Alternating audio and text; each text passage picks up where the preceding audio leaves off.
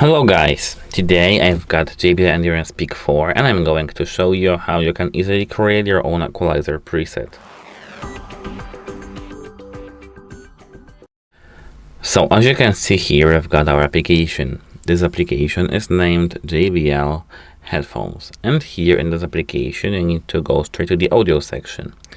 Here in the audio section, in the entertainment subsection, we've got equalizer. You need to enter this equalizer, and to create your own preset, you need to tap this plus right here.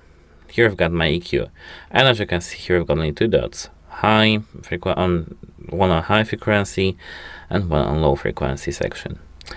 To add another dot, you need to just tap on each place, and here you'll get another dot. As you can see, that's how it works. If you want to save your equalizer, just here tap save, and to name it, tap this button right here and give it a name. Save.